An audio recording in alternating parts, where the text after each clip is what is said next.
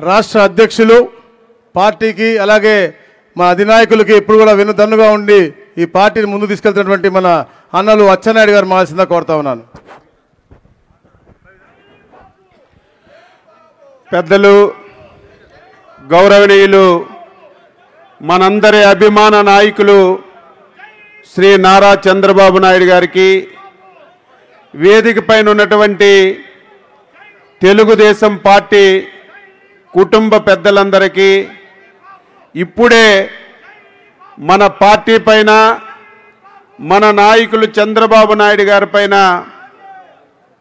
అచంచలమైనటువంటి విశ్వాసంతో మన పార్టీలో చేరినటువంటి శాసన మండలి సభ్యులు పెద్దలు శ్రీ రామచంద్రయ్య గారు, మాజీ మంత్రివర్యులు శ్రీ దాడి వీరభద్రరావు గారు, మాజీ శాసనసభ్యులు శ్రీ ద్వారకానాథరెడ్డి గారు, ఈరోజు అనంతపురంలో పెద్ద స్థాయిలో వచ్చినటువంటి ముస్లిం మైనార్టీ నాయకులందరికీ, అదేవిధంగా పార్వతీపురం నియోజకవర్గం నుంచి పార్టీలో చేరినటువంటి నాయకులకి, అదేవిధంగా బాపట్లలో చేరినటువంటి జడ్పీటీసీ వారి అనుసూయులందరికీ కూడా రాష్ట్ర పార్టీ తరపున సాధారణంగా తెలుగుదేశం పార్టీలోకి స్వాగతం పలుకుతున్నాను.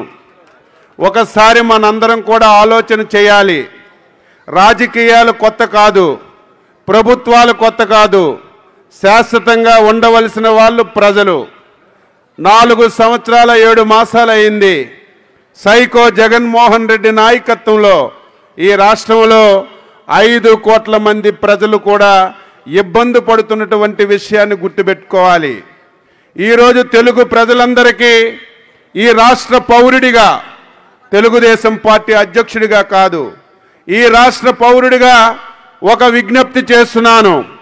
రేపు జరగబోయినటువంటి ఎన్నికలు తెలుగుదేశం పార్టీకి, వైసీపీ పార్టీ కాదు, తెలుగుదేశం పార్టీకి, జనసేన పార్టీ కాదు, 5 కోట్ల మంది ప్రజలకి జగన్మోహన్ రెడ్డికి జరుగుతున్నటువంటి ఎన్నికని చెప్పి ప్రతి ఒక్కరు కూడా భావించాలి. 5 కోట్ల మంది ఆంధ్రులు కూడా, రాష్ట్రం అంతా కూడా, అన్ని వర్గాలు కూడా, అన్ని మతాలు కూడా ఈరోజు ఇబ్బంది పడుతున్నటువంటి పరిస్థితి వచ్చిన విషయాన్ని మీరు గుర్తుపెట్టుకోవాలి. ఈరోజు జగన్మోహన్ రెడ్డి ఈ 5 సంవత్సరాలు చాలా దారుణాతి దారుణంగా వ్యవహారం చేశాడు. ఈరోజు మళ్ళీ సభల్లో మాట్లాడుతున్నాడు. తెలుగుదేశం పార్టీ, చంద్రబాబు నాయుడు గారు ఎన్నో పార్టీలతో పొత్తు పెట్టుకుంటున్నారని, అదేవిధంగా అవకాశం వస్తే కుటుంబాల్లో చిచ్చు పెట్టడానికి కూడా ప్రయత్నం చేస్తున్నారని జగన్మోహన్ రెడ్డికి అడుగుతున్నాను. కుటుంబాల్లో చిచ్చు పెట్టడానికి ఈ రాష్ట్రంలో ఏ కుటుంబమైనా సరే ఆనందంగా లేదు. రాష్ట్రంలో అందరికీ అన్యాయం జరగనటువంటి కుటుంబం ఈ రాష్ట్రంలో లేదు. నీ వల్ల, నీ పరిపాలన వల్ల రాష్ట్రం అంతా కూడా దిగాలాగా తయారైనటువంటి విషయాన్ని గుర్తు చేస్తూ, మనందరి ధ్యేయం, నేను ఒక మాట చెప్పాను 1 సంవత్సరం ముందు, అది 100% అమలు జరుగుతుంది. రేపు ఎన్నికల్లో 160 స్థానాలతో తెలుగుదేశం జనసేన పార్టీ అధికారంలోకి వస్తుందని, దానికి మనందరం అంకిత భావంతో పనిచేయాలి. ఈరోజు తెలుగుదేశం పార్టీలో చేరిన వాళ్ళు సామాన్యులు కాదు, మేధావులు, పార్టీకి సలహాలకు ఇచ్చిన వాళ్ళు, పార్టీకి కష్టపడి పని చేసిన వాళ్ళు.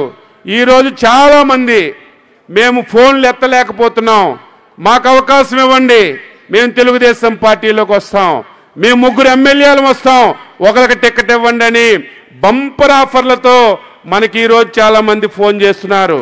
తెలుగుదేశం పార్టీ, చంద్రబాబు నాయుడు గారు తెలుపులు తెరిస్తే వైసీపీ పార్టీలో ఒక్కడ కూడా మిగలడని చెప్పి ఈ సందర్భంగా తెలియజేస్తున్నాను. జగన్మోహన్ రెడ్డికి, వైసీపీ పార్టీకి ఓడించడం జరిగిపోయింది. కానీ మళ్ళీ జగన్మోహన్ రెడ్డి లాంటి దుర్మార్గుడు రాజకీయాల్లోకి రాకుండా చేయాలి.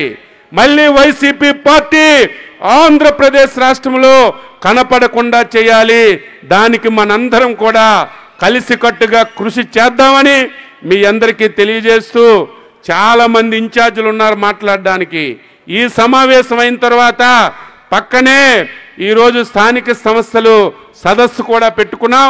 దయవుంచి ఏమీ అనుకోకుండా ఇన్ఛార్జీలందరూ కూడా సహకరించాలని చెప్పి కోరుతూ, ఇప్పుడు మనందరి అభిమాన నాయకులు రేపు ఈ రాష్ట్రానికి కాబోయినటువంటి ముఖ్యమంత్రి శ్రీ నారా చంద్రబాబు నాయుడు గారిని మాట్లాడవలసిందిగా కోరుతున్నాను.